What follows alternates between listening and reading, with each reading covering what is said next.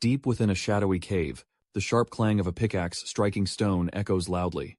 A young man with striking white hair suddenly pauses as he notices glowing, blue droplets seeping from a crack in the ceiling. His eyes widen dramatically with excitement. He's finally found what he was looking for. He carefully positions a bottle to catch every precious drop, identifying the glowing substance as a rare ink. The young man thanks the small, black cat perched on his shoulder, Nero. He acknowledges this incredible discovery was only possible thanks to his feline companion. He glances towards the light at the cave's exit, thinking that if he brings this ink back, the pioneering corps might finally accept him. A wave of relief washes over him. He steps out of the cave onto a desolate, gray wasteland, gazing towards a massive, radiant metropolis shimmering in the distance. Inside that bustling, vibrant city, a crowd cheers wildly for the arrival of elite warriors, known simply as colorists. They walk proudly, their hair ablaze with vibrant hues. Two citizens admire these powerful warriors, discussing how the team successfully took down yet another, colossal creature. They know that as long as these heroes are around, their shining city will remain perfectly safe. However, the scene dramatically shifts to the darker, grimmer Shadow District. A long line of people waits anxiously outside a building, where a bulletin board announces the entrance exam for the C-rank Pioneering Corps, stating explicitly that anyone with color is welcome. Suddenly, the white-haired young man is violently thrown out, crashing onto the ground. Two examiners glare down at him. One examiner yells that this place is not for people like him. The young man stands up in utter frustration, holding out his precious bottle of blue ink. He demands to know what the problem is, insisting the ink proves his qualifications. The examiner points a finger accusingly at the boy, and spells out the harsh reality. He is rejected because he is Time's colorless asterisk. He explains that in this world, roles are decided at birth, and mocks the boy for not knowing his place. The red-haired examiner unleashes a powerful surge of red energy. He venomously calls the young man a damn colorless. The white-haired protagonist flinches, recoiling in pain. He groans as the searing energy washes over him. Standing regally at the top of the stairs, the examiner lectures the kneeling boy about the nature of pioneers. With an unshakably arrogant expression, he declares that only truly chosen people, like himself, are capable of becoming one. The examiner explains that the treacherous black lands, outside the safety of the city, are a place where the weak simply cannot survive. It's a terrifying, desolate landscape, swallowed by eternal darkness and teeming with dangerous beasts, known as creatures. He then glorifies the brave pioneers, who risk their very lives to explore, gather vital resources, and fight these monstrous threats for humanity, earning the revered title of heroes.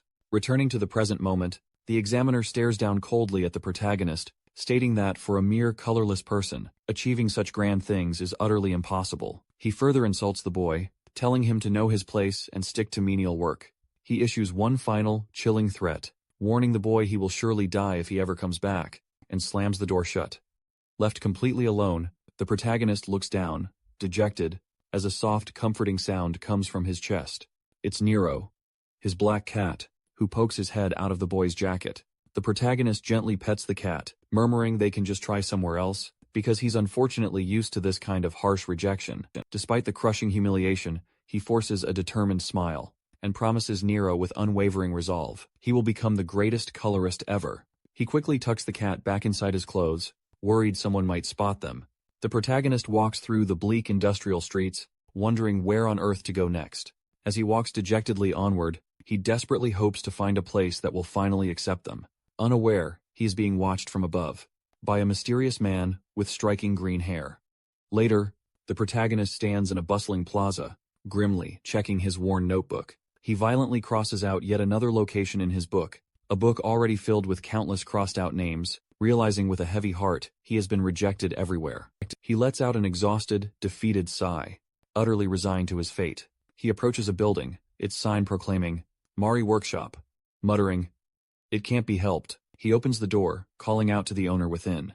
A girl with striking white hair and goggles pushes up her spectacles and greets him back with a cheerful smile. Mari instantly notices the protagonist's gloomy expression and correctly guesses he's failed another exam. As Nero, a cat, hops onto the table, she greets him warmly. She tries her best to cheer the protagonist up, insisting the examiners are blind to his true talent. However, he remains discouraged, asking, "What good is my strength if no one will accept a colorless person?"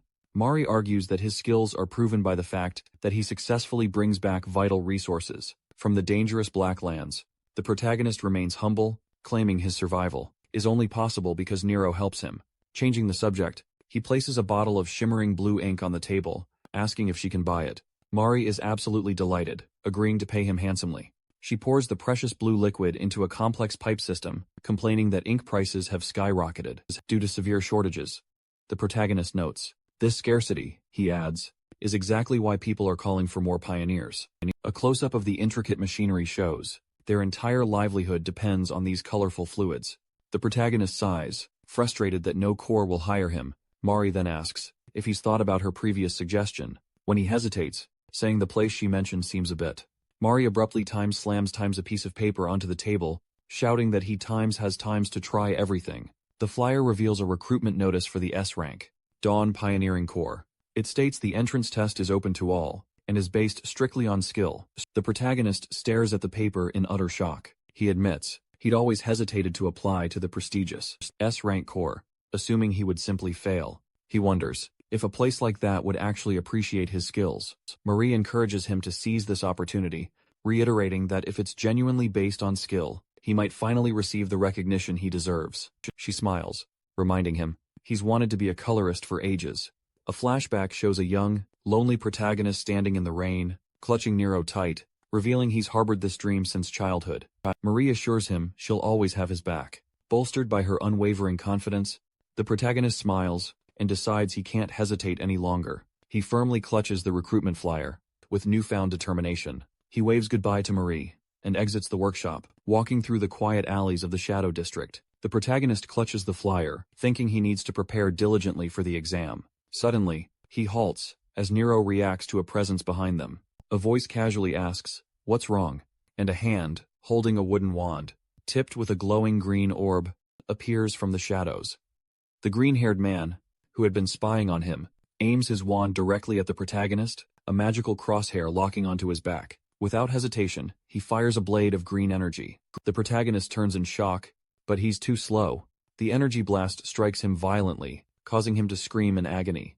As he collapses, the green-haired man and his assistant stand over him. The attacker mocks him, noting that although he dodged a direct kill shot, he'll be dead soon anyway. Bleeding and unable to move, the protagonist lies on the cold pavement, while the attacker coldly remarks that no one cares if a colorless person dies. The protagonist weakly calls out to his cat, seeing Nero's terrified face peeking from his clothes. The boy uses his last ounce of strength to urge the cat to run away. The scene shifts to an industrial area, marked with a warning for an ink waste disposal site. The protagonist groans as he regains consciousness, only to find the green-haired man grinning down at him. The man seizes him by the collar, dangling him precariously over a massive vat of black sludge. He taunts the protagonist, declaring it's truly unlucky to be thrown in. While still alive, the attacker explains, the pit holds nothing but ink waste, a deadly mixture that dissolves anything it touches, ensuring no body will ever remain. Terrified, the protagonist struggles fiercely, demanding to know just who this man is, and why he's being attacked. The green-haired man reveals that he and his partner were utterly shocked earlier while spying on him. A flashback shows that while they were watching, they hadn't been interested in the boy at all, but in the creature hiding inside his jacket. The man explains that a creature intelligent enough to follow a human is an incredible discovery. He calls Nero a true rarity, as he tightens his merciless grip on the protagonist's throat. Behind him, his assistant holds up a small cage. Inside, Nero sits trapped and crying, while the protagonist looks on in utter horror, realizing his beloved companion has been captured. Desperate, the protagonist clutches the green-haired man's collar, screaming at him to let go of the cat. The attacker remains utterly unimpressed, mocking the boy's anger as utterly pathetic. His eyes glow with insatiable greed. He explains, the creature is far too valuable for a colorless owner, and will be sold for a huge sum on the black market. He easily overpowers the boy, choking him and effortlessly lifting him into the air, sneering that the pet is simply too good for him. As he hangs helplessly, the protagonist scolds himself for his carelessness. In the Shadow District, he reflects on his lonely past, thinking that, while he has always endured discrimination, he absolutely refuses to lose Nero, his only family, over something like this. With a sudden burst of fury, he warns the man not to mess with him, and tightens his grip on the attacker's arm. The green-haired man pauses, noticing something undeniably strange. His arrogant expression instantly shatters into pure shock, as raw energy crackles ominously around his face. a swirling green aura surges forth from the attacker, straight into the protagonist's outstretched hands. The man screams out, utterly consumed by panic, feeling something vital being violently ripped from his body. Terrified by this horrifying, unknown sensation, the man violently flings the boy clear off him, sending him flying backward into the vat of toxic ink waste. The attacker dismisses the entire encounter as a mere waste of time, while Nero wails desperately from within his small cage. The villains gloatingly declare their newfound wealth, then head straight for the black market, completely ignoring Nero's helpless cries deep beneath the black liquid. The protagonist watches the light above slowly fade, hearing Nero's desperate cries grow increasingly distant. He tries to swim, but his body is utterly paralyzed as memories violently flash before his eyes. He wonders if his entire story will simply end in this dark, watery pit. However, a vivid vision of his younger self clutching Nero tightly appears. He realizes he cannot possibly give up now, not yet, because he still has a sacred promise to keep. Deep within an abyssal void, a mysterious voice questions the unconscious protagonist, demanding why he's doing absolutely nothing. Confused, the protagonist asks the mysterious voice to identify itself. Then, massive text flashes vividly before him, imperiously commanding him to simply accept it. A torrent of urgent thoughts then rains down upon him, urging him to save Nero and embrace his true color. The protagonist's face becomes utterly consumed by shadow, as the voice powerfully demands he reclaim his true power. A shadowy hand reaches out, from a swirling vortex of dense black liquid. The protagonist stands absolutely motionless, as a tendril of pure darkness dissipates above him. He looks down, stunned, at his own hands, now writhing with raw, black energy. He's confused about how he's suddenly inside the ink, and his memories are scattered and fragmented. But he violently pushes those confusing thoughts aside, needing to focus on what truly matters. Now, a striking silhouette of shadow with glowing white eyes, he questions what exactly he has become. A soft whimpering sound suddenly cuts through the heavy silence, instantly catching the entity's attention. He looks up to see two blurry figures, standing high above him, holding a small cage. Inside, Nero cries out loudly at the sight of his companion, snaps our protagonist back to reality. He declares with resolve that he must save Nero. A hand of pure darkness reaches out towards the men. Then, without warning, a massive geyser of black energy erupts from the very depths below. The green-haired man and his assistant recoil in pure terror. Screaming, they glance down into the disposal pit, and are utterly shocked to see this. The deadly pool of ink has completely vanished. Only a lone, dark figure stands menacingly at the bottom. The entity, emanating an ominous aura, begins to slowly walk right towards them. The green-haired man trembles uncontrollably with fear, his eyes wide with utter disbelief, as a gigantic shadow claw descends right upon them. He stammers, utterly bewildered, wondering if this terrifying being is even a creature. The immediate aftermath of the explosion leaves behind a scene of absolute devastation. Across the entire Shadow District, a frantic older man screams at a nearby police officer, insisting he saw a small hand suddenly spring out of seemingly nowhere, which then caused a massive eruption of dark energy that completely wrecked the entire area. As the dust finally settles, medics carry away the unconscious bodies of the green-haired attacker and his assistant. A new group of arrivals now observes the victims. A man with striking red hair and a woman with cool blue hair look down at the injured men, noting with concern that these B-rank pioneers have completely lost their color. The blue-haired woman is completely baffled, unable to grasp what could possibly drain a person's color, but her companion suggests they quickly focus on their urgent mission. The red-haired man states with gravity, "We came because of alarming reports of a large creature appearing right within the heart of the city." The police officer on site is absolutely stunned to suddenly realize he's speaking to a high-ranking colorist. He nervously asks, his voice trembling, "Why are such elite individuals even in the Shadow District?" And the blue-haired woman politely explains they are there to investigate the incident. The red-haired man then asks to be shown the exact impact site, and the intimidated officer hesitantly leads the way. The two investigators now stand before the massive crater. The red-haired man carefully inspects the debris and spots dark stains while his partner confirms the presence of a creature. She points out, it's highly irregular for one to suddenly appear inside the city, especially on the outskirts, explaining that usually only small animals are found within city limits. Gazing into the deep pit, the red-haired man wonders if they're dealing with a new monster variant. He looks bored, but serious, realizing that tracking this unique entity will be troublesome, since it doesn't fit the usual patterns. The scene shifts to a desolate landscape, where rubble is piled high. In the darkness, a cat cries out, "K," lying in the shadows. Groans in pain. He feels a rough tongue, and wakes to find Nero licking his hair. Overcome with relief, Kei immediately pulls Nero into a tight hug, overjoyed that the cat is safe. However, the physical pain hits him, and he winces. Kei sits up, confused, and tries to piece together what happened. He remembers the bastards who attacked him, and threw him into the vat, recalling falling into the toxic, black liquid, and sinking. His eyes widen in shock as he processes his survival. He holds up his hands in disbelief, wondering if the impossible has happened. He touches his head and feels something different. His hair, once white, is now jet black. Kei grips his new black hair, staring forward with utter confusion, unable to understand how he's still alive, or why his appearance has drastically changed. Standing in the pitch-black darkness, Kei looks around, wondering why he cannot see anything. He calls out desperately to his companion, asking Nero to help.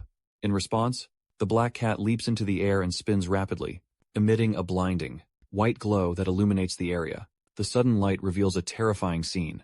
They are in a deep cavern, surrounded by swarms of dark, monstrous creatures. Kei stares in shock. He stammers, utterly bewildered by their sudden new surroundings. He then realizes, with a jolt of horror, they're in the infamous Black Lands, a desolate, deadly wasteland far beyond the city's reach. He recalls this specific zone, the Black Forest, is notoriously deadly, that only B-rank pioneers are permitted to enter. Realizing monsters are swarming relentlessly towards them, Kei panics instantly. He yells for Nero to follow and immediately bolts. The glowing cat flies faithfully alongside him, lighting their desperate path as Kei runs for his life. He barely dodges a massive, shadowy serpent, exclaiming how incredibly dangerous this situation is. Despite the overwhelming danger, Kei still thanks Nero for the crucial light. As they sprint wildly through the dark forest, they scramble up steep, rocky cliffs to outrun the relentless beasts chasing them. Kei follows Nero's guiding light, as they take a terrifying leap down a deep vertical drop to finally put distance between themselves and the horde. As he runs, Kei's expression shifts from fear to utter confusion as he notices something profoundly strange about his physical condition. He glances at his chest where dark energy radiates and realizes his body feels absolutely incredible. He notes with genuine surprise that, even after running for so long, he's not tired in the slightest. He leaps across a wide chasm with incredible ease, realizing he's moving significantly faster, and with more agility than he's ever had. He lands firmly, completely stunned, by the shocking realization that his body is overflowing with a new, mysterious energy. Suddenly, Nero senses danger first, his ears perking up as he notices an approaching threat. A ferocious, wolf-like shadow creature lunges at Kei, catching him totally off guard. Kei realizes too late that his defensive stance is weak, and he cannot block the attack. Certain he's about to perish, he squeezes his eyes shut and braces for the inevitable bite. The monster's teeth clamp down hard on Kei's arm, but instead of tearing skin, a loud cracking sound echoes. The beast's teeth shatter completely upon impact, leaving the creature utterly bewildered. Kei opens his eyes, stunned to find himself alive. The shadow wolf, now defanged and utterly terrified, whimpers loudly and slinks back into the bushes. Kei inspects his arm, stunned to find he's completely fine, not a single scratch. He stares at his hands in utter disbelief, thinking a blow like that should have been fatal. His eyes widen with dawning realization, as he finally understands this incredible durability is the power of color he's been searching for. Suddenly, heavy tremors violently shake the ground, drawing both Kei and Nero's panicked attention. A massive silhouette begins to ominously rise from the darkness, towering over them. A gigantic, one-eyed monster clambers over the ridge, glowing with a terrifying, menacing energy. Kei stares up in abject horror, instantly identifying the beast as a cyclops. As the monster raises a massive arm, ready to crush him, Kei wonders why a predator, that usually lives deep within the Black Forest, is this far out here. The cyclops slams its colossal fist into the ground, with devastating, explosive force, causing Nero to yelp as debris explodes everywhere. Kei survives the impact, sitting amidst the scattered rubble. He admits the blow was heavy, but a confident grin slowly spreads across his face, as he realizes he actually has a chance to win. Memories of his past, being a lonely child, facing rejection, and constantly being beaten down, flash through his mind. He acknowledges that he has finally obtained the power he always longed for, and decides things will be different now. Energy crackles around his arm as he clenches his fist, resolving that he doesn't need to run away anymore. Kei stands his ground, clenching his fist as he resolves he's done running. Memories of his past struggles flood his mind, but he focuses on that strange, powerful sensation rising from within him, and suddenly, his entire body is engulfed in shadow. He transforms into a being of pure, dark energy with piercing, glowing white eyes. The Cyclops roars furiously, and reaches out with its giant hand to crush the small figure.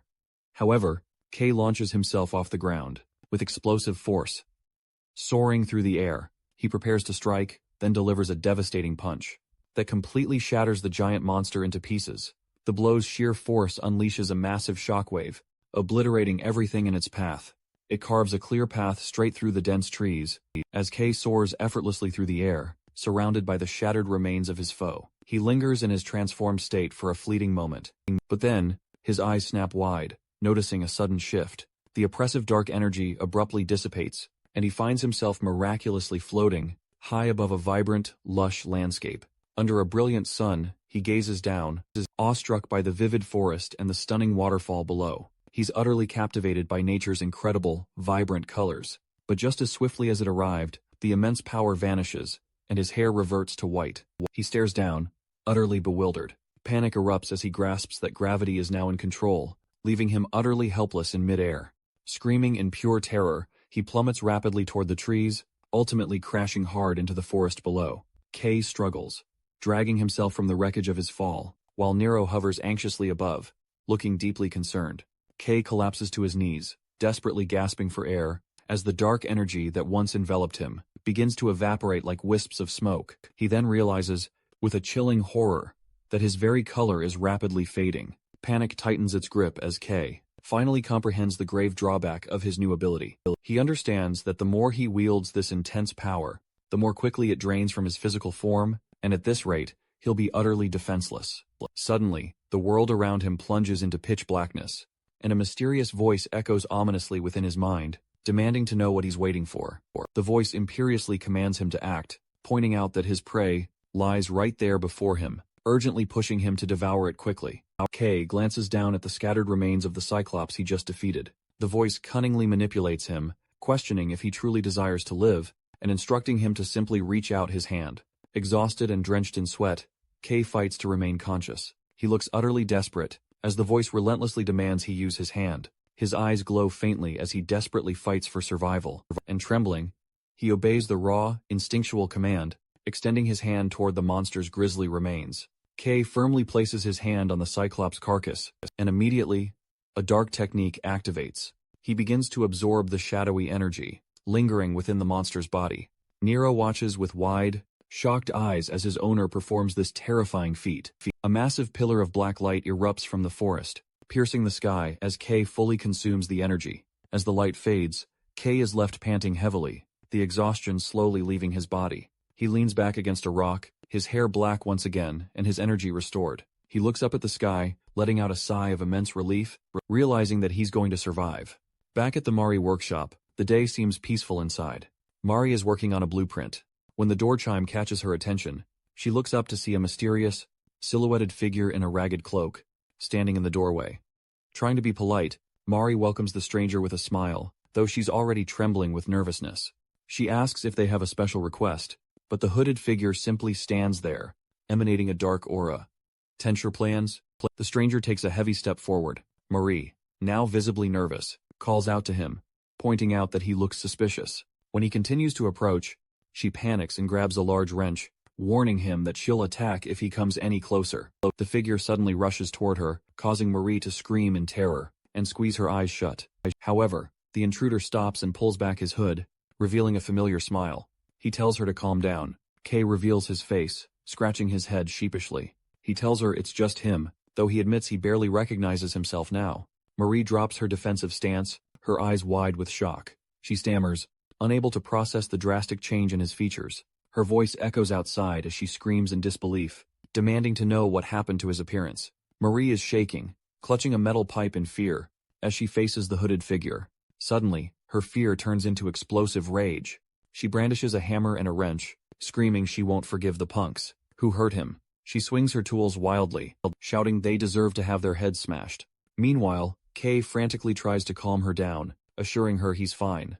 Realizing it's truly him, Marie gently sets the wrench down, admitting she got a little carried away, because she was absolutely terrified. After losing contact with him, her expression softens into a relieved smile, and she tells Kay she's just happy he's safe. Kay apologizes for making her worry.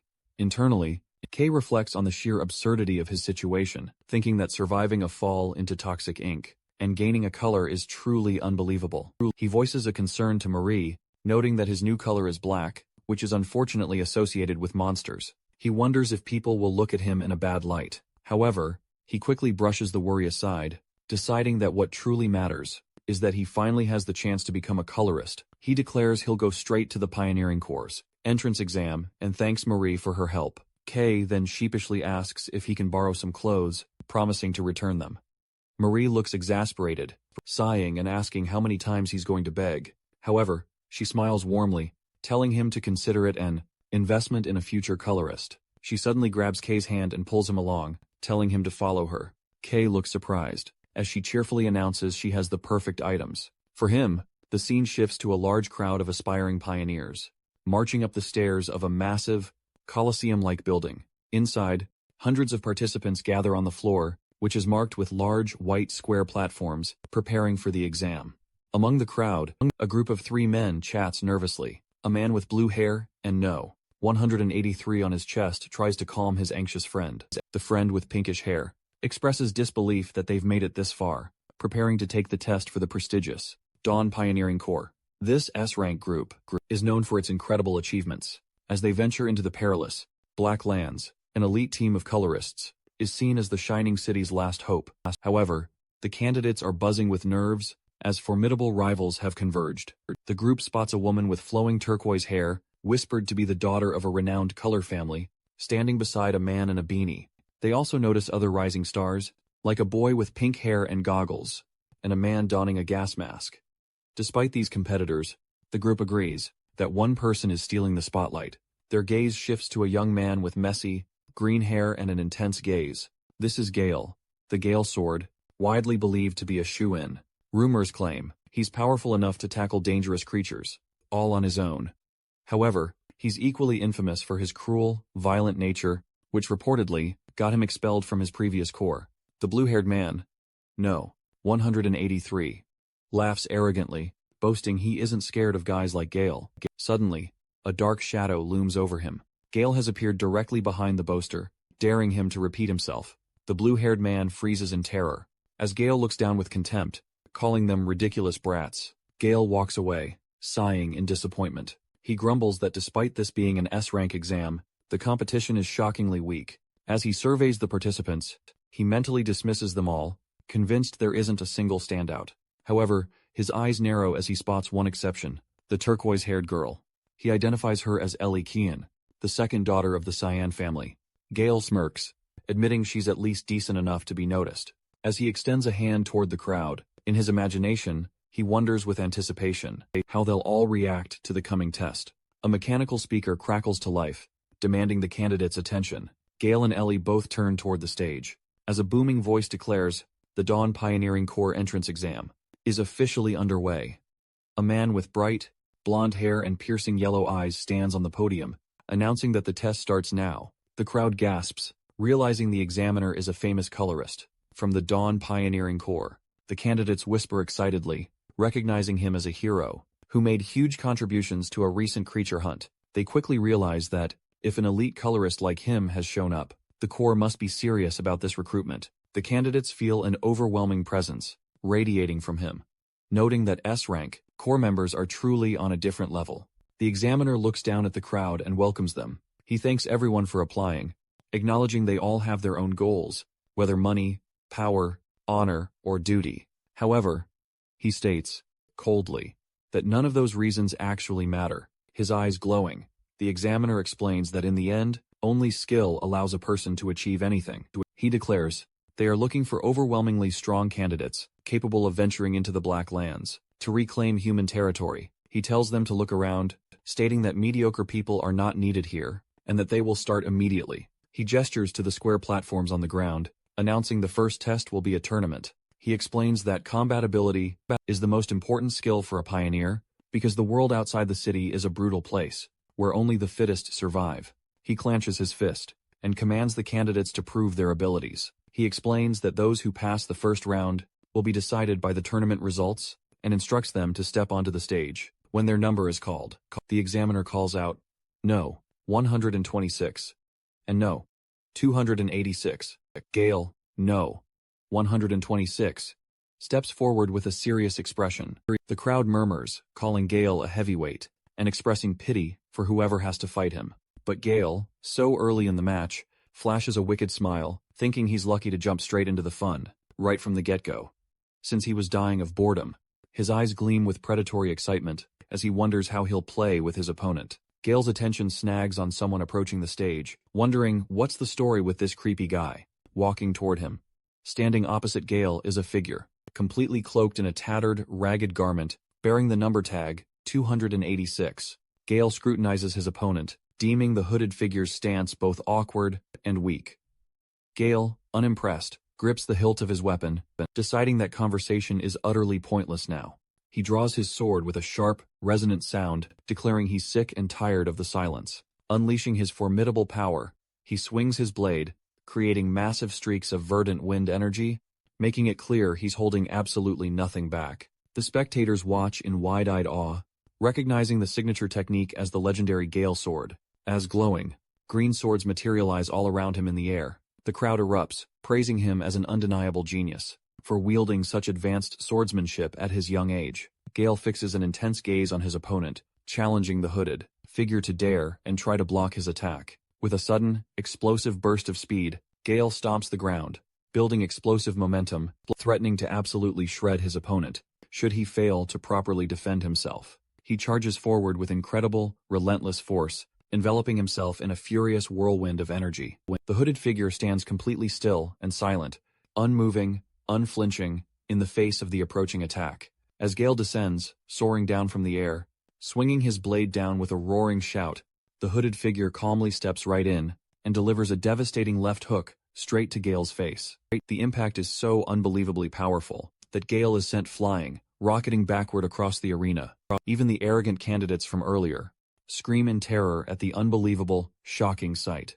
Gale crashes violently into the arena wall, creating a massive spiderweb of devastating cracks. He slumps forward to the ground, unconscious and utterly defeated with a single hit, leaving the entire crowd to simply wonder. How is such a thing even possible? The hooded figure, now revealed as K, rubs his wrist and glances down, admitting the sudden movement even startled him. His hood has fallen back, revealing his messy black hair.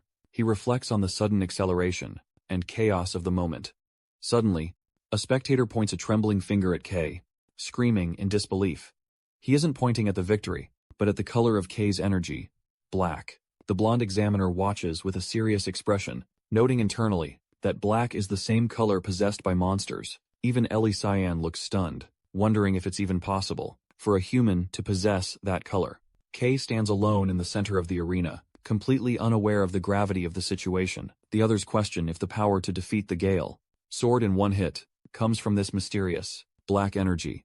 K looks around nervously at the shocked crowd, confused by their reaction, and innocently wonders if he's made a mistake. The tournament continues with intense battles. In one match, a terrified candidate launches sharp stones, but K charges forward, easily evading them. He closes the distance instantly and delivers a powerful punch, sending the magic user flying. The announcer declares him the winner. K's winning streak continues as he dominates, violently, slamming another opponent and knocking out a third.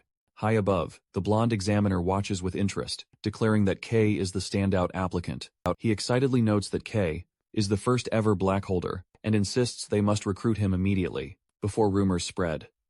Suddenly, heavy footsteps approach, and a voice casually remarks, "Looks like a tough day." The blonde examiner turns in surprise to see the red-haired man and blue-haired woman from the explosion site. The examiner asks why team leader Red is here, but the man waves his hand, claiming they're just passing by. They quickly touch upon the ongoing investigation into that massive creature incident. The red leader lets out a weary sigh, admitting they've made zero progress. He then inquires if any worthy candidates have emerged. The examiner brings up the young lady from the prestigious Taiyan family, along with a uniquely promising candidate. Suddenly, the red leader's eyes snap wide as he senses something profound. He glances into the arena and immediately spots K, instantly picking up on the dark, enigmatic energy. As the examiner continues to praise K, the red leader silently fixates on the young man, The blue-haired woman whispers to her leader, asking if that kid is somehow linked to their current investigation. The red leader confirms it's highly probable. Internally, he concludes that a new color manifesting and appearing right after the Shadow District incident is far too great a coincidence to simply disregard. He decides to keep a very close eye on K for now. Unaware he's under such intense scrutiny, K stares at his clenched fist, which is practically smoking with dark energy. He's absolutely thrilled by this incredible power, realizing that becoming a pioneer is finally within reach. However, he remembers the immense physical toll of his transformation, and sternly warns himself to be careful. He knows that if he overuses this power, and his color fades mid-fight, he'll be completely defenseless. A massive surge of freezing energy erupts from the arena, instantly creating a colossal wall of ice. Ellie Kyan stands poised and calm amidst the icy mist. The announcer declares number 17 the victor, revealing she's encased her opponent in a solid, unyielding block of ice. The stunned spectators, including Kay, watch in pure awe, commenting that the Xian family's color magic is always incredibly impressive. As Ellie elegantly descends the stairs, Kay watches her, wondering how anyone could possibly defeat such overwhelming magic. Suddenly, Ellie stops as she walks past Kay, staring directly at him with a sharp, curious gaze. Her blue eyes narrow suspiciously as she scrutinizes him without uttering a single word. Then, she simply turns and continues on her way. Kay is left utterly bewildered. The announcer's voice booms. The first exam has concluded. The blonde examiner steps onto the podium and thanks everyone for their hard work. He explains that, since they're behind schedule, they will move straight to the next test. He instructs all failed candidates to leave, and they walk away dejectedly, shoulders slumped. The blonde examiner begins to announce the next test, but is interrupted by a hand on his shoulder. The red-haired man steps forward with a confident smile. Taking over, he gazes at the surviving candidates, and dramatically declares that the second exam will be personally led by him. The candidates look up in shock, realizing the legendary colorist Red stands before them. He's renowned as one of the Shining City's strongest colorists, famous for single-handedly reclaiming the Black Lands. However, terror grips the candidates, as they recall chilling rumors that his destructive power is so immense that even allies hesitate to work with him, and that when he's in charge of an exam, no one ever passes. The blonde examiner looks worriedly at colorist Red, asking if he's truly sure, warning that the captain will absolutely scold him for changing the exam format. Red just laughs it off, stating he gets nagged every single day anyway. He announces that the test is simple and tells the crowd to just endure. Suddenly, his body erupts in massive, scorching flames. A giant wave of fire surges straight toward the terrified applicants, forming individual, spherical barriers around each person, trapping them inside. The candidates instantly panic, as they're enveloped by an unbearable, intense heat. Red calmly explains he's recreated the environment of a very specific region, casually noting it's going to get pretty hot. He illustrates that the Black Lands are full of utterly extreme environments, where humans can barely cling to life. He then scoffs, belittling the current test, claiming this heat is nothing more than a warm stove. His expression turning serious, Red reiterates that if they can simply endure, they pass. However, his eyes narrow, a cold glint appearing. He declares that anyone who can't take this heat never had what it takes to be a pioneer. Inside the fiery spheres, the candidates are agonizing. One man realizes he can't even scratch the barrier, while others shriek in pure agony. They wonder, gripped by terror, what kind of hellish place the Black Lands times must times be, if times this times is considered mild. Watching from the sidelines, the blonde examiner notes that despite all rumors, Red's skills haven't dulled one bit. He marvels at Red's absolutely incredible control, observing how he instantly covered so many people. He acknowledges that times this times kind of power is exactly what one expects from someone at the peak. Suddenly, a loud cracking sound slices through the air. Red and his assistant look over, stunned, as one of the fire barriers turns blue and begins to fracture.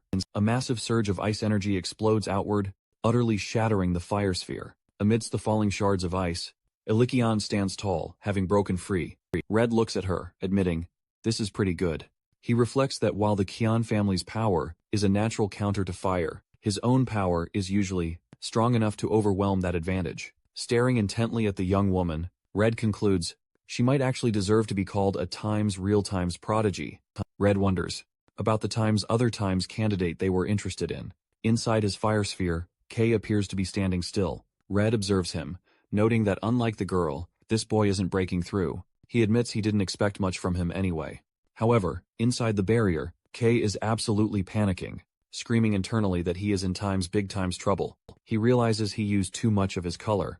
During the fight with the Gale sword, he looks at his hand in horror, noticing his black energy is leaking out, and draining even faster in the heat. K imagines a terrifying future where his power runs out completely.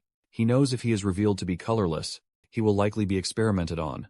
Desperate, he frantically searches for a solution, wondering if he can absorb a source to restore his energy. He gazes at the wall of searing fire. A realization strikes him. Since the barrier is formed from a color ability, he ponders if he could absorb it. He looks at his hand, admitting he's unsure of his absorption power's true limits. Deciding there's no time to hesitate, he's determined to discover the truth. He extends his hand, touching the swirling wall of fire. Immediately, a violent reaction erupts. K is shocked that direct absorption works. The fire barrier begins to warp and twist violently, capturing the attention of nearby candidates. A massive vortex of dark energy erupts from K, sucking the crimson flames into his hand. From the podium, Red and the blonde examiner stare down, stunned, unable to comprehend what they are seeing. Red breaks out in a nervous sweat, forcing a smile. He remarks, "They've found a genuine lunatic in the arena." K stands amidst the fading energy, looking terrifyingly potent, with red and black aura coiling around his hands. The entire arena falls into a profound silence. However, internally, K is panicking again. He forces a smile, thinking, asterisk, this wasn't supposed to happen. Asterisk. He regretfully realizes that he has inadvertently stood out way too much. Ellie Cayenne stands utterly frozen, questioning if she's hallucinating.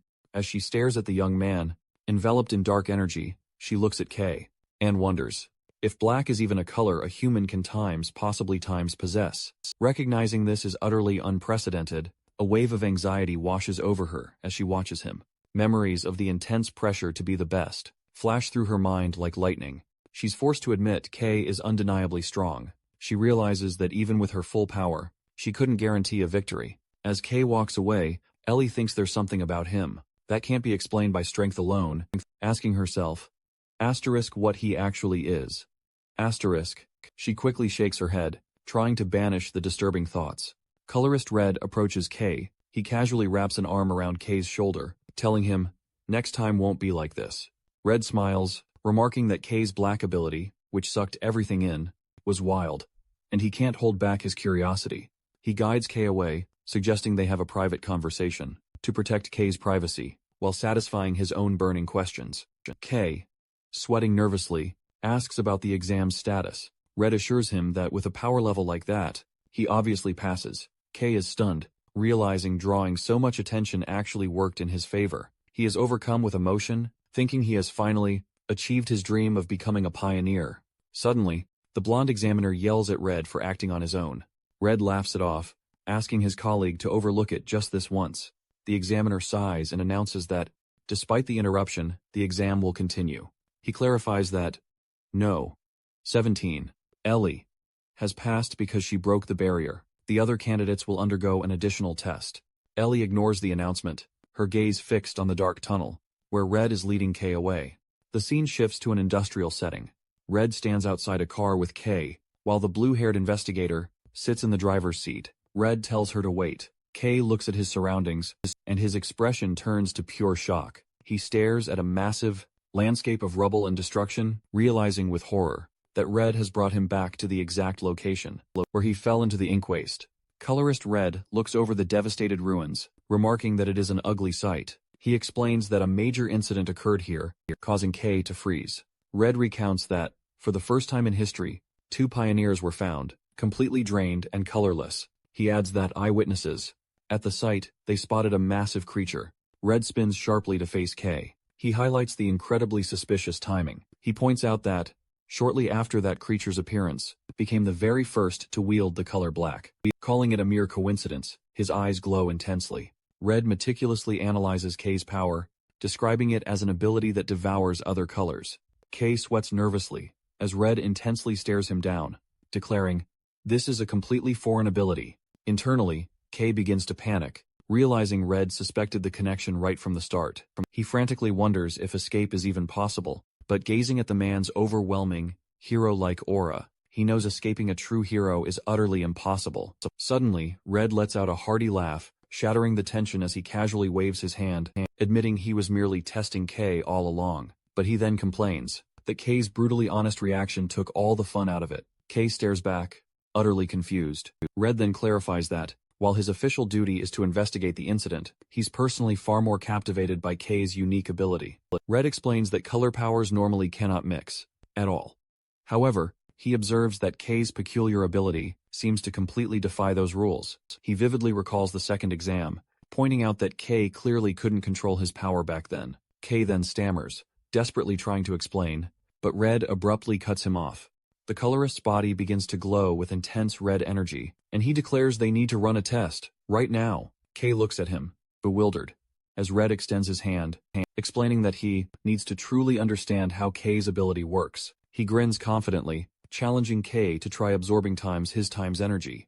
Right now, K instantly panics and attempts to refuse, warning Red it's far too dangerous. Red simply laughs, telling the rookie hero he's far too green to be worrying about someone of his time's caliber. K falls silent, his expression both intense and nervous, as Red commands him, stop talking and just try it. Black symbolizes the ominous Black Lands, an unstoppable force that devours everything in its path. Red considers that leaving such a perilous ability, leaving anything unchecked, is simply unacceptable, as it could destabilize the very foundations of the Shining. And a dark secret then crosses his mind. People don't know it yet, but humanoid creatures do exist. He silently warns K, if he ever faces them, or, even worse, becomes one, then the colorist might have no choice but to eliminate him. K lets out a shaky sigh, sensing the terrifying pressure radiating from Red. Despite the intense intimidation, K agrees to the test. He nervously grabs Red's wrist, asking for confirmation. If anything goes wrong, this won't be his fault, right? All while dark energy ominously rises from his body. The very moment they touch, a shockwave of raw energy distorts the air. K gasps, as Red's energy violently surges into his arm, a stark contrast to his own black aura. He instantly realizes he's made a grave mistake. A massive explosion of roaring fire erupts from their point of contact, causing K to scream out in sheer agony. Trapped inside the inferno, he shouts for Red to stop, admitting he can't control the power, and that it feels as if molten lava is boiling within him. In his searing vision, Red appears as a towering, godlike silhouette of pure, raw fire, a powerful reinforcement of why he's a true hero. Red stands calmly within the swirling flames, observing. He notes that K's black energy is ravenously sucking in his power, without rest, acting as if it's utterly starving. He realizes that because K's power is still immature, strong individuals can resist this absorption, but this terrifying ability would be instantly fatal to most ordinary people. As the chaotic flames swirl, Red's eyes narrow with even deeper curiosity. He muses that what they saw during the exam cannot possibly be the full extent of this ability. He decides he needs to know, not just how K absorbs colors, but how those absorbed colors are truly used. The situation rapidly escalates. As the energy between the two violently reacts, Red watches intently as the black energy from K's arm begins to warp and spike, intensely mixing with the red aura. Suddenly, a colossal explosion of red and black energy bursts outward. Red is violently pushed back by the devastating blast. He stares in utter shock at the figure, emerging from the smoke. K has partially transformed. The right side of his body is now encased in a jagged, demonic armor of solidified red and black energy. Red grits his teeth, realizing this form is ominously familiar. As he gazes at the monstrous, clawed hand and glowing eye, Red can't help but admit to himself that he'd swear he was looking at a creature. This resemblance confirms his suspicions, and he realizes, with absolute certainty, that K was behind the incident, where the other pioneers lost their colors. K struggles to maintain consciousness. Red decides his priority is safety and resolves to extinguish the blaze. Before K goes on a rampage, he summons a ball of flame, preparing to subdue K by force. However, K lets out a low growl, causing Red to pause, as the boy seems to be fighting something else entirely. The scene shifts to K's internal perspective, a pitch-black void filled with demanding red text. The voices of the power scream at him, demanding intense color and urging him to bring more. K gasps in the real world, distressed by these intrusive voices. The voices continue to tempt him, telling him it's wasteful to hold back, and urging him to just take it. K mentally screams at the voices to shut up and stay still. With fierce determination, K's visible eye glows red. He rejects the temptation, ordering the power to shut up and stay crushed. As he exerts his will over the chaotic energy, a shockwave blasts outward. As he forcibly compresses the energy back down, the jagged armor dissipates, leaving Red with a look of genuine surprise. K is left panting heavily from the exertion. Red looks at him, impressed and stunned, asking if this rookie actually managed to suppress that overwhelming power on his own. K is left panting, his heart racing. He thinks it's insane that he survived, and frantically wonders why he went berserk. He glances up, a nervous tremor in his gaze, terrified he'd lost control right in front of a colorist. Knowing he desperately needs to understand his abilities, he hesitantly, warily approaches the older man. Red, however, looks absolutely delighted, admitting he was caught off guard, because the power K absorbed was much stronger than he expected. But he grins, declaring the experiment a resounding success, simply because it was fun. He tells K that if he wants to achieve anything truly great, he has to be willing to take serious risks. Red decides that's enough for the test for now, but then he pauses, saying there's just one more thing. He reminds K that he's the investigator, assigned to the massive destruction incident, right at this very spot, and his duty is to find the culprit. With a calm, yet dangerously threatening smile, he points out that the person standing right in front of him looks like a perfect suspect. K freezes, his face going deathly pale with panic. Red calmly explains the true gravity of the situation. He recalls how witnesses saw a massive shadow creature here, warning K that more people are interested in this case than he could possibly imagine. He argues that once rumors about K's black ability start to spread, it'll be incredibly easy for authorities to pin the blame on him. He gestures to the utterly ruined industrial district, noting the damages will cost hundreds of millions. He adds that if the city leadership decides K is simply too dangerous, he could be banished, or, worse, turned into a lab rat. K grits his teeth in pure frustration, realizing he's completely trapped. He knows there's no way to prove his innocence now. Suddenly, Red offers a surprising lifeline. He suggests that if K agrees to come under his command, he might just be able to do something. Without a second of hesitation, K bows at a perfect 90-degree angle, loudly shouting that he puts himself in Red's complete care. Red tells him to listen to the full condition first, though. He clarifies he won't fix everything for free, of course. In exchange, K will have to grant him a few favors. He asks if K thinks he can handle that. K forces a desperate, trembling smile. Internally, he screams inwardly that anything is better than owing millions, or becoming a twisted science experiment. He shouts his agreement, vowing to do absolutely anything Red needs. Across the desolate wasteland, a tiny creature shivers in fear. Just moments before, a colossal wheel slams down, narrowly missing it as a heavy vehicle thunders past. A large, armored transport truck rumbles through the foggy, rugged terrain of the Blacklands. Inside, K looks out the window, thinking this is his first time traveling so far out, and wondering if this is truly his first real step as a pioneer. Suddenly, his musings are interrupted by Gale, a green-haired man, who fixes him with a glare, calling him Black-Haired One. Gale harshly tells K he's being distracting, and curtly orders him to shut up, even though K hasn't said a word. K looks at him with a baffled expression. K sits uncomfortably in the transport bay. He muses, starting as a pioneer, immediately, was exactly what he wanted, but the atmosphere is undeniably tense. He steals a glance at the furious Gale, and the silent Ellie Cyan, wondering if this team assignment is truly the right move. A flashback takes us to a conversation from the day before. Red asks a surprised K, "Are you ready to join the exploration?" explaining he needs him to report to a specific spot, in the uncharted area. Seeing K's nervous expression, Red laughs reassuringly, telling him not to worry. Red presents K with a map, assuring him he won't be alone. He elaborates that new recruits who pass the exam will also be deployed to the area and that the official roadmap will be revealed shortly. K simply needs to be at the location on time. Back in the present, K looks at his teammates, noting they'd already boarded the truck. It's revealed that due to Red's interference, thoroughly compromised the previous exam, all participants were granted another chance. Many skilled individuals, including Gale, passed strict additional tests. Meanwhile, Ellie Cyan, the top-ranked rookie, joined Red's team by her own specific request. Gale glares at K with intense resentment, unable to fathom being humiliated by a fool. He mentally replays their fight. He's convinced he only lost by letting his guard down, and vows it won't ever happen again. Gale then threatens K, warning him to be ready once this exploration ends. He mutters, "If Ravian hadn't been right behind him, Kay would already be pushing up daisies. Ellie Cyan, however, interrupts him coldly, telling Gale to simply stop talking. She mocks that he'd probably just fall in one hit. Again. Gale whirls to her in a fury, demanding to know what she just said. Ellie just dismisses him, stating Gale is no match for Kay anyway. Kay looks at Ellie with surprise, then a flicker of hope, thinking maybe she's someone he can relate to. However, Ellie turns her icy gaze to Kay, confusing him by mentioning a past agreement they supposedly made. She glares at him, stating that the loser needs to stay quiet and follow orders, leaving Kay utterly bewildered.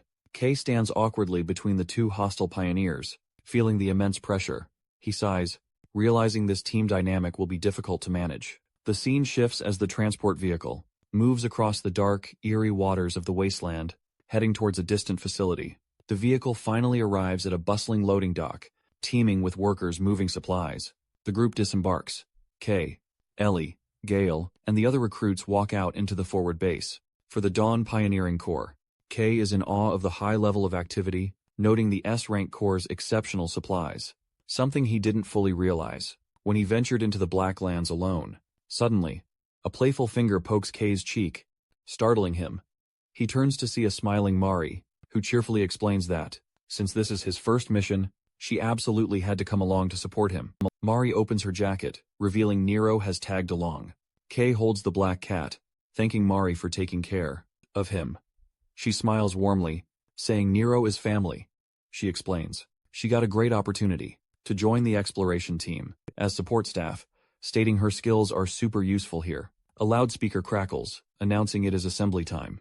The crowd of pioneers gathers, standing in the gray wasteland. As the announcement blares on, they'll soon be entering the perilous Black Lands. Kay carefully hands Nero over to Mari, urging her to take good care of him. Mari warns him sternly not to do anything reckless, and he just smiles, promising to see her later.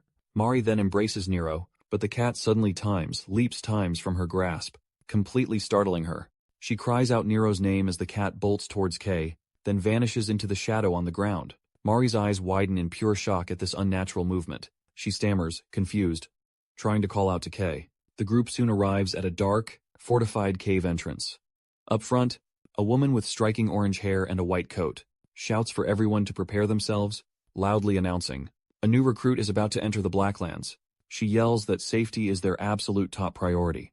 She warns that reconnaissance has reported unidentified, dangerous creatures lurking in Area 21, a particularly hazardous zone, where an A-rank creature's body was discovered. Suddenly, a male pioneer rushes up to the orange-haired woman, calling her Orancia. He nervously reports that the red team leader has brought the new recruits, but they've left their formation without permission. Orancia's eyes widen in shock, and she demands if it's true. The messenger confirms it. Orancia sighs that guy is causing trouble times yet times again. The group then secretly enters a dark canyon, moving away from the main army colorist. Red reaches his hand deep into the shadows, leading the way. The small squad, consisting of Kay, Gale, Ellie, and Red, separates from the main formation. Kay nervously asks the team leader if this whole plan is okay, pointing out that the main team is clearly heading in a different direction. Red confirms that their destination is indeed different. Kay looks back at Gale and Ellie, worried. As the entire squad consists of new recruits, Gale suddenly snaps, demanding to know why he and Ellie had times to follow, shouting that he heard Red only intended to take Kay, and he feels completely insulted. Red just smiles, his red aura flaring ominously. He clarifies his personal guidance isn't something just anyone can receive, so it wouldn't be fair if Kay benefited alone. He assures an agitated Gale that, while he won't spoon-feed them, he also won't let them get seriously hurt. He cuts the conversation short, ordering them to move out. Kay's eyes widen as they encounter enemies. Deep inside a cavern, the group is surrounded by shadow creatures. While Red holds a lantern, Kay, Gale and Ellie engage in a chaotic melee. A massive, wolf-like beast lunges out of the darkness. Ellie Cyan reacts instantly, her blue energy sword piercing through the creature's body. She lands gracefully, realizing this is the stark reality of the Black Lands. Surrounded by glowing eyes, she notes the suffocating environment and constant waves of monsters. Acknowledging it's different from training, she grips her sword, resolving to manage her strength carefully. Ellie glances over her shoulder, thinking she needs to move more efficiently. She looks at Kay and tells herself she doesn't want to fall behind him. Meanwhile, Kay grips a shadow creature by the neck, and brutally crushes it with his bare hand. Ellie Cayenne looks at Kay with total shock. She asks him why he isn't using a dropper. Kay hesitates, recalling the entry exam, and admits that he doesn't have one. He explains they're too expensive, and that he feels fine fighting without one, leaving Ellie staring in disbelief. Gale is flabbergasted, shouting, "It makes no sense for a pioneer to have never used one." A dropper is an essential tool for pioneers, used to infuse weapons with color energy. To properly hunt these monsters, one must color them using a dropper. The group looks at Kay, standing over the defeated enemies, and they question how he managed to defeat them, bare-handed, without the essential tool. Gale's hand trembles as he grips his own weapon, realizing the gap in their abilities. He recalls the humiliation of the exam, realizing he couldn't even lay a scratch on someone who wasn't even holding back. Gale gritted his teeth, seething with frustration. He shot a furious glare at Kay's back, vowing to himself he'd crush Kay with his boss's own two hands one day. As they pushed deeper into the cave, Red led the way, illuminating their path with his lantern, while Gale followed, still burning with rage. Red glanced back at his squad with a smirk, thinking it was quite entertaining to see two geniuses, so driven by a mere rookie. He smiled, knowing things were only going to get more interesting. He cheerfully urged the group to push themselves a bit harder, telling them they were almost there, and suggested they finish up quickly for a party. After their battle against the shadow beasts, the carcasses of the wolf-like creatures lay scattered. Colorist Red announced a 10-minute break, though he warned the group Gale, Kay, and Ellie Cyan that the real mission hadn't even begun yet. Gale sighed, complaining. He'd used up most of his color energy. He pulled out a small bottle of glowing green liquid. As Gale drank, Kay identified it as personal ink. This specially refined alchemical ink was an essential, but rare supply for pioneers, restoring their color. Because it must be crafted to match the user's unique color, it was insanely expensive. Kay watched with envy as both Gale and Ellie drank their custom inks, wishing he had the funds for such luxuries. Kay quickly dismissed the thought, walking away from the group. He extended his hand toward a defeated shadow creature's corpse. A massive swirl of dark energy erupted from its body. As Kay activated his ability, absorbing the shadow directly into his hand, the black energy streamed into him. Kay clenched his fist, his energy completely replenished, and announced his recovery was complete. He turned back to his teammates, who were staring with a mix of horror and disbelief. Ellie hesitantly asked if he was sure he was okay. Kay brushes off their concern, explaining he's done this a few times already. Gale gasps in disbelief that Kay just absorbed a monster without even batting an eye. Before they can continue, Red cuts them off, declaring the break's over. The group ventures deeper into the canyon, until Red announces their arrival. The team spots a massive, swirling dome of pure black energy blocking their path. Kay stares, muttering that it looks like a black curtain. Red smiles at Kay's stunned expression, and reveals that this shadowy barrier is the specific reason he brought Kay along. To demonstrate, Red summons a ball of red energy, and unleashes a powerful beam at the black dome. The attack hits the surface, but instead of breaking through, the darkness instantly devours the energy. Red explains that, if anyone tries to force the barrier open, it absorbs the power and only becomes tougher. He notes that this is very similar to Kay's own ability, which is why he had a hunch that Kay would be the only one capable of erasing it. Red points toward the dark wall, revealing that the path to the ruins lies inside. He announces that within those ruins hides their true objective, the Stella fragment. Kay's eyes widen in shock. The other recruits are clearly confused. Gale asks, "What is Stella?" And Ellie admits she's never even heard of it. Red assures them it exists, and that the Shining City is desperate to find it. He points a finger at Kay, ordering him to erase the curtain. Kay steps forward toward the towering wall of darkness. As he touches it, his absorption ability activates, and the barrier's black energy begins to flow violently into his hand. A massive vortex forms as the giant dome is funneled into Kay. Red, Gale, and Ellie watch as the obstacle is devoured. Red watches with an amazed grin, delighted his theory was correct. As the barrier disappears, he tells Kay his power will prove incredibly useful. However, Kay looks unhappy, sweating and trembling as he struggles to contain the massive amount of energy he just absorbed. The ground suddenly shudders with violent force. Gale and Ellie panic as the tremors intensify. They realize the deafening noise will surely attract hordes of deadly creatures. The thunderous rumble caused by Kay's action echoes throughout the canyon. Suddenly, a terrifying horde of shadowy black, wolf-like monsters emerges from the cliffs. The group finds themselves completely surrounded. Ellie and Gale quickly draw their weapons, while Red lets out a chilling laugh, musing that such a large crowd has gathered just to welcome them. Well, Red commands his subordinates. The rest of you handle these creatures, while K focuses on removing the barrier. With a cold, resolute expression, the team leader orders his squad to wipe out every single monster. Gale and Ellie immediately leap into action. Gale moves with breathtaking speed, slicing through the shadowy creatures with wind-infused attacks. Ellie, meanwhile, unleashes her devastating power, summoning massive ice spikes directly from the ground to impale multiple enemies at once. As the two recruits clash fiercely, Red calmly observes their efforts. He notes he was prepared to step in himself, but realizes there's simply no need. Effortlessly, he summons glowing orbs of crimson energy and fires potent beams that pierce through the remaining beasts. Red muses that even though they're new recruits, their skill level is surprisingly high. Meanwhile, K intensely continues to absorb the massive barrier. Sweating profusely, Red grins, thinking how truly nice it is when his subordinates handle all the hard work. While Red casually stands guard, K struggles fiercely with the volatile energy. Kneeling on the ground, he notices the barrier's power feels strangely similar to his own. He wonders if it's because they share the same formidable black attribute. He suddenly realizes the immense danger if he loses focus. The barrier's massive energy will reverse its flow and steal his color instead. K grinds his teeth, refusing to be overpowered, and fiercely declares that times is the stronger one. With a final, explosive effort, the absorption completes. He stands at the path's edge, panting heavily, and confirms he has absorbed everything. He stares down at what was lurking behind the barrier and is utterly stunned to see a massive, pitch-black pit with no visible bottom. He wonders if this terrifying chasm is truly the entrance to the ruins. Having completed his task, he turns and calls out to the team leader, reporting the curtain has been successfully removed. With the barrier now gone, Red praises K for a job well done. He calls out to the rest of the team, announcing the curtain is down, and ordering them to finish cleaning up. Suddenly, Red's expression shifts to pure shock, as he senses an immediate, grave danger. Moving with blinding speed, he rushes forward, and forcibly grabs both Ellie and Gale, pulling them back just an instant before. A massive, invisible energy slice tears through the air, carving deep gouges into the ground. Right where they had been standing, the attack is absolutely devastating, shredding the remaining shadow monsters. Debris rains down as Red, Ellie, and Gale land safely on a higher slope.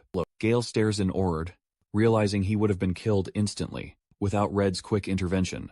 Red looks grim, sighing that the earlier lack of resistance was because something else entirely was scaring the monsters away. He recalls a report that a dangerous entity was lurking nearby.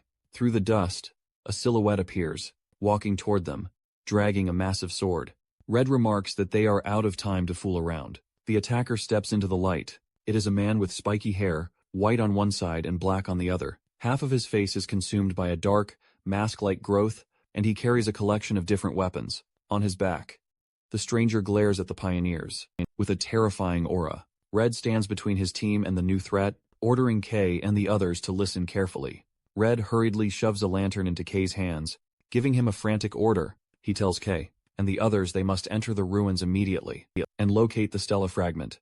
K stares at the team leader with wide, anxious eyes, his worry palpable. He asks if Red truly expects them to descend alone, by themselves? Red assures him that with their abilities, they are more than capable of handling it. However, Red doesn't wait for their agreement. With a sudden, forceful burst, he shoves K, Ellie, and Gale straight toward the dark abyss. "Stop whining and just go," he shouts. K screams out the team leader's name in panic, as the three recruits plummet into the deep pit below. Left alone, Red stands with his back to the drop, his crimson aura glowing intensely. A recruit's voice echoes from the depths, asking what they're even supposed to do on their own. Meanwhile, the menacing silhouette of an armed stranger looms silently behind Red. The two powerful figures lock eyes, a tense standoff brewing, and Red knows a difficult battle is about to begin. The scene shifts to the pitch-black bottom of the abyss. The K lies motionless, dazed after the long fall. He groans in pain, clutching his throbbing head, as he struggles to stand in the suffocating darkness. Remembering the lantern Red gave him, he activates it, wondering if he's finally within the ruins. The light flares to life, illuminating the area. K's expression instantly shifts to one of absolute terror. He stands frozen in shock, asking himself, "What is this place?" Instead of ancient stone ruins, the lantern illuminates the skeletal remains of massive, modern skyscrapers and twisted concrete debris. It looks exactly like a destroyed, modern city buried deep underground. K stands on a precarious ledge, using his lantern to cut through the darkness. He's speechless at the sight of the massive, ruined city structures buried beneath the earth. He marvels that such a place could even exist, but complains he still can't see clearly enough. Suddenly, a voice tells him to stop complaining and head toward the light. K is incredibly relieved to see his teammates, Gale and Ellie. He admits he was terrified of being separated. Gale blames K for making them wander, but Ellie sharply retorts that Gale was just as lost. Staring out at the vast, annihilated city, Gale can't help but wonder what this place is. A wave of anxiety washes over him. He points out the sheer absurdity of trying to find a stellar fragment amidst these endless ruins when they don't even know what it looks like. K nods in agreement, admitting a blind search would take an eternity. In his mind, K secretly wishes his companion Nero were here. As if on cue, a glowing shape suddenly appears, and he's utterly shocked to see the small black cat, Nero, right at his feet. K instantly panics, wondering how on earth the cat followed them. Ellie notices the little animal and asks if it's a creature. K breaks out in a cold sweat, thinking he's in deep trouble now. Now that his secret pet has been discovered, however, he quickly calms down, realizing this might actually be a golden opportunity to prove the cat's worth. He calls out to Gale and Ellie, holding Nero. K smiles confidently and announces he has a way to find the Stella fragment. Easily, the group gathers, explains that the little creature he's been raising will lead them straight to their objective. Gale shouts angrily, refusing to believe it. However, while Gale argues, Ellie completely ignores him, utterly captivated by the cat's undeniable cuteness. K decides it's time to demonstrate Nero's abilities. The black cat cries out from Ellie's embrace, then leaps out of her arms, startling her as it hangs mid-air. The cat transforms into a swirling vortex of pure energy. A blinding light erupts, brilliantly illuminating the dark ruins, and leaving the group in stunned shock. The ball of light streaks forward, creating an illuminated path before them, and the three pioneers eagerly follow it. As they walk, Gale expresses his utter disbelief, questioning how a creature can possess such intelligence, and a special ability like this. He demands to know where K found it. K, however, ignores him and interprets the glowing cat's movements, telling the group that Nero says, "The Stella fragment is right there." Suddenly, the creature notices a faint trail and shoots away. The brilliant trail of light winds through the ruined city. The group finally arrives at a massive, imposing concrete structure. A dark, foreboding tunnel entrance looms ahead of them. K wonders just how much deeper they'll have to descend into the unknown. Gale, ever the provocateur, mocks him, asking if he's scared. K shoots back a sharp retort, declaring they're going in, regardless. They walk through a massive, imposing passage. This high-ceilinged corridor stretches endlessly before them, with the glowing cat, Nero, bravely lighting their path. K remarks that this entire facility is far more immense. It's much larger than he ever anticipated. Suddenly, he notices Nero hovering inquisitively in front of a massive, ominous metal door, signaling a discovery. He concludes the cat must have found something incredibly important. The eerie silence is shattered by the heavy thud of a massive, metallic, mechanical foot. K freezes, shock running through him, as a giant metal leg slams down right in front of them. The recruits look up, their gazes meeting a towering, ancient, rusted automaton, now standing menacingly before them. Gale looks utterly confused by its presence, noting it looks completely different from the biological creatures. They're used to fighting in these ruins. Suddenly, the colossal robot activates a glowing scanning beam, sweeping a bright sheet of light over Ellie. Cyan. The machine quickly processes her data, analyzing her essence, displaying a hex code for her vibrant blue color. The scanner then swiftly moves to Gale, registering his distinct green color code. The menacing beam finally lands squarely on K, who nervously realizes, dread creeping into his mind, the machine is scanning their unique colors.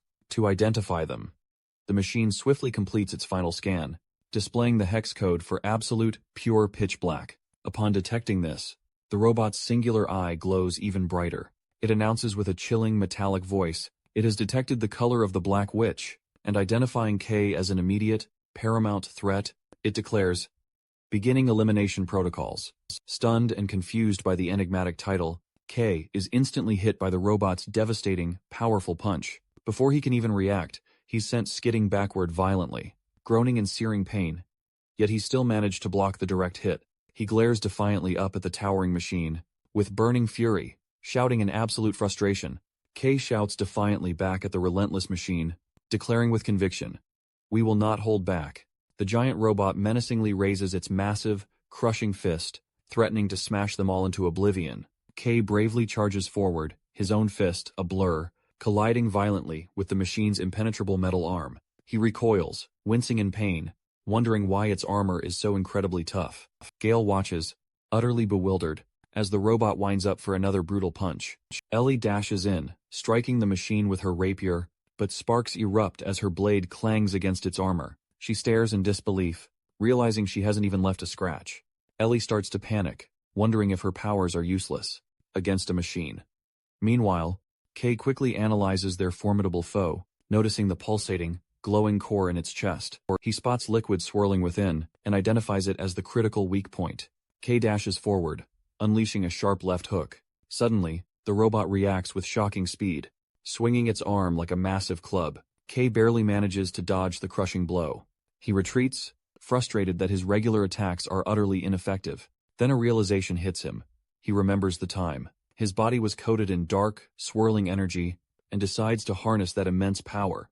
Knowing a full transformation drains too much color, he compromises by concentrating all his energy solely into his right fist, coating it in a dense layer of black aura. With his preparation complete, Kay leaps high into the air and swings his enhanced fist with everything he's got. The blow lands perfectly, piercing straight through the robot's chest and shattering its core.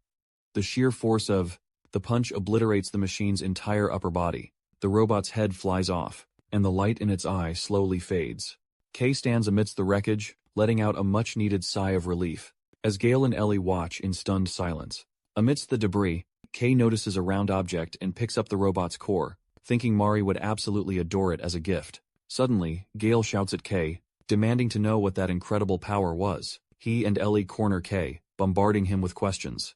Kay nervously deflects their questions by claiming the technique severely drains his color. As he speaks, the massive metal door behind them begins to slide open, revealing a pitch-black, ominous void. Suddenly, Nero flies out of the darkness, crying out in sheer panic. The cat hovers near Kay. Shaking with fear, Kay gazes toward the ominous, dark doorway. He senses something undeniably strange. Despite the cat's prior warning, he steps closer, admitting he still can't see a thing inside. The moment his fingertips make contact, the black surface ripples eerily, like disturbed water. Suddenly, the darkness violently erupts outward. Massive tendrils of shadow surge forth from the doorway, enveloping the entire group. Gale and Ellie scream as they're forcibly dragged toward the entrance. Utterly helpless against the overwhelming force, all three are instantly sucked into the terrifying black void. The group plummets through an endless, inky black space, eventually landing in a new, pitch-black environment. Gale groans aloud in pain, complaining about the rough fall and the oppressive darkness. He lifts his hands to check himself over, then abruptly pauses, noticing something profoundly strange. He glances down at his chest, then grabs his jacket in pure, unadulterated shock. He realizes his vibrant color, the green that defines his power, has completely vanished, leaving him entirely in black and white. Kay and Ellie stand beside him, equally horrified. The entire world around them, including their own bodies, has lost all saturation. They stand utterly lost in this bleak, monochrome reality, confused and absolutely terrified, wondering what in the world has happened to them. Far from the underground ruins, a small scorpion scurries quickly across the desolate wasteland. The radiant, shining city looms in the background. Somewhere within that same city stands the formidable Eastern Government Office.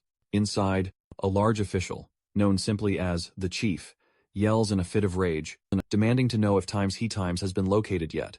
A nervous subordinate reports back that the individual is currently on an exploration mission.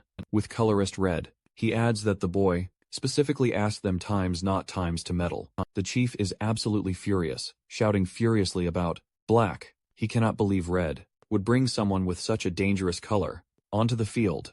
He rants that even though red is a hero, this has unequivocally crossed a line.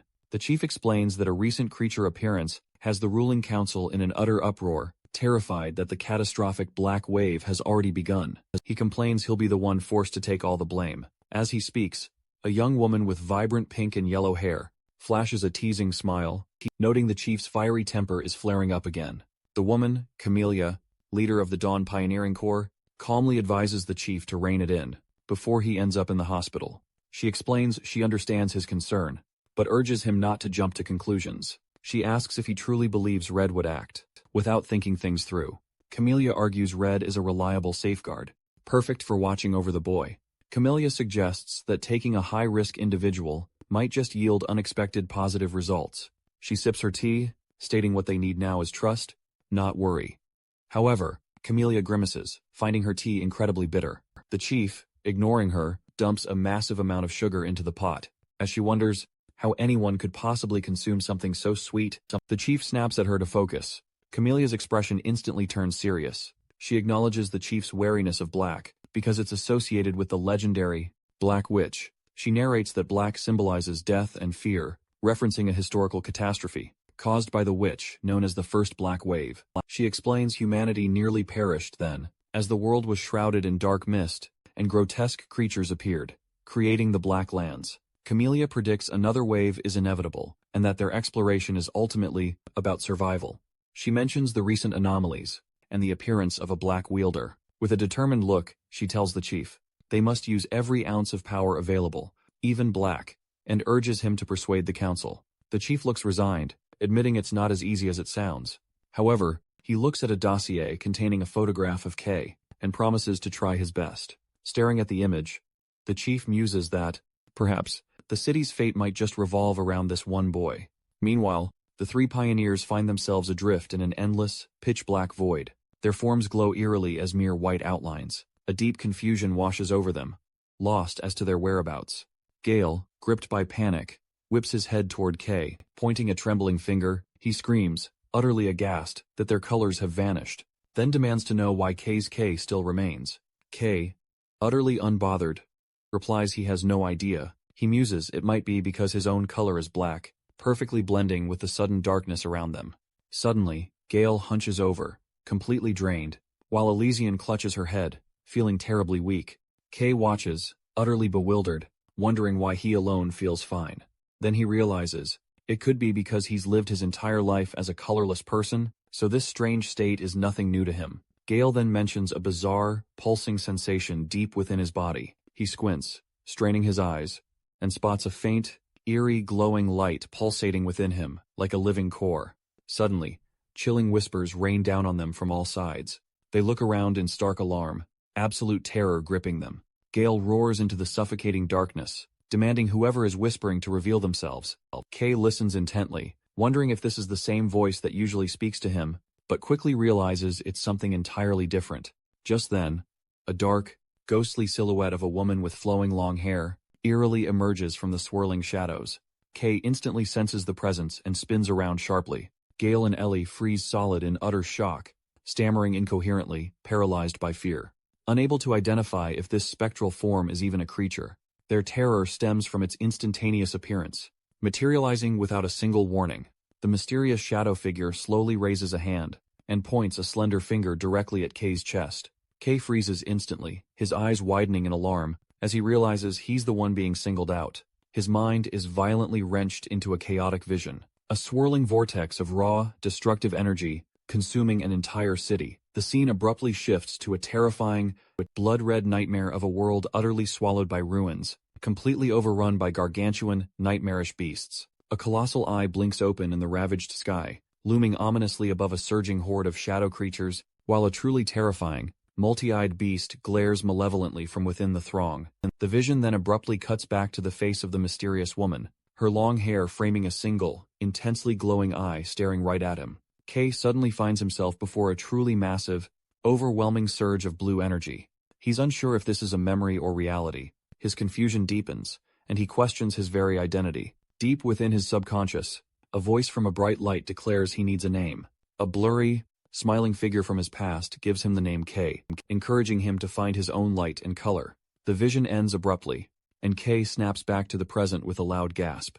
He looks absolutely terrified, sweating as the shock of the memory slams into him. He stumbles in the void, clutching his head and panting, cursing why such unpleasant scenes are forcing their way into his mind. Kay clutches his head, desperately trying to process the chaotic vision. He frantically tries to hold on to the fading memory, telling himself there must be an answer. Suddenly, the name Rumiel surfaces from his mind. He's confused, wondering who that even is. His thoughts are interrupted by Gale, who has completely lost his composure. The swordsman screams into the darkness, challenging invisible enemies, and swinging his sword wildly, hallucinating a battle. Kay turns to see Gale, swinging his weapon, dangerously close to a cowering Ellie Cyan. Gale cries out, completely detached from reality. Ellie trembles, begging him to stop. Please. Gale continues his rampage, shouting for everyone to die. His eyes are blackened and bleeding, showing the void has truly driven him mad. Meanwhile, Ellie Cyan is trapped in her own nightmare. Tears of black liquid stream down her face, as she clutches her head, apologizing to her sister, reliving a traumatic memory. Kay watches with deep concern, realizing his teammates are rapidly deteriorating. He understands the creature, and this space are corrupting them. He decides they need to escape immediately. Suddenly, a familiar cue sound echoes. Kay looks up to see a glowing, white shape flying toward him. He smiles in relief, realizing Nero is safe. He greets the cat, asking if he's okay. Nero darts around frantically, wildly gesturing into the distance. Kay instantly understands. Nero's telling him something crucial lies ahead. The cat then streaks off, leaving a shimmering trail of light. Kay decides to follow its path. However, Kay pauses, glancing back at his teammates. Gale's still wildly swinging his sword, menacing the traumatized Ellie. Kay realizes he can't just abandon them now. He turns to Nero, asking if the cat can use its powers to help. A massive surge of purifying light erupts from the cat, enveloping both Gale and Ellie in its glow. The dark corruption immediately begins to evaporate. Ellie and Gale's screams die down. As the black influence finally dissipates, Kay watches with satisfaction, noting the light is successfully working. With his teammates now protected, Kay tells them to stay put right there. He turns away, determined to scout the path ahead alone. Kay walks through the pitch-black void, following Nero's faint light trail. He quickly gets frustrated, complaining there's still nothing to be seen. As he turns his head, the unsettling whispering sounds return. A mysterious voice echoes, telling him, "No color can touch you." Kay looks utterly annoyed, thinking that hearing nothing but cryptic riddles is absolutely infuriating. Suddenly, a bright, star-like light shines in the distance. Kay's expression shifts to pure excitement, and he begins to run toward the illumination. As he gets closer, his face lights up with amazement.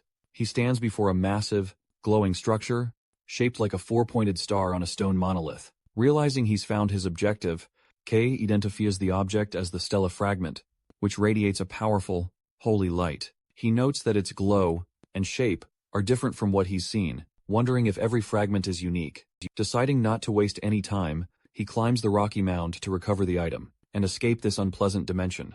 He extends his hand toward the luminous core. The light swirls with fierce intensity. Suddenly, a colossal surge of energy erupts from the fragment, flowing right into his hand as his absorption ability automatically triggers. Kay is absolutely stunned, his body now pulsing with absorbed energy. He immediately panics, questioning why his ability activated on its own, yet again. He hopes that, since it was only for a fleeting moment, it won't cause any problems. The dark influence that had trapped the group begins to fade. Kay looks up, feeling a wave of relief as the oppressive atmosphere dissipates. The suffocating pitch-black void completely vanishes, revealing they are now in a massive gray stone chamber. Kay stands alone in the very center, staring at the glowing energy in his hands, confirming the black space is truly gone. He reflects on the treacherous nature of the Black Lands, noting that this dangerous territory is always full of unpleasant surprises. Gale and Ellie Tian slowly regain their senses and immediately stare at Kay in utter disbelief. Kay quickly asks if they're okay, but Gale points an accusing finger directly at him, while Ellie asks in sheer shock how he remained perfectly fine. Kay honestly replies he doesn't know. He quickly shifts their attention to the glowing object still in his hand, announcing they've finally found their target. They immediately identify the object, swirling with rainbow light, as the Stella Fragment. The team gathers around closely to inspect it. Gale is skeptical that such a tiny object, so insignificant, is truly what Team Leader Red was talking about. Ellie, however, is simply amazed that something so small can hold so many vibrant colors. Beside them, Nero silently floats, staring intently at the glowing orb. Kay confirms there are no negative effects whatsoever on his body. However, Nero begins to drift even closer, his eyes absolutely locked onto the shiny energy. Suddenly, the cat opens its mouth incredibly wide, looming menacingly over the artifact. Before anyone can even react, Nero swallows the Stella Fragment whole. Kay's face immediately twists into absolute horror and shock. Gale and Ellie are equally terrified, screaming at the cat in utter panic, fiercely demanding to know what he's doing.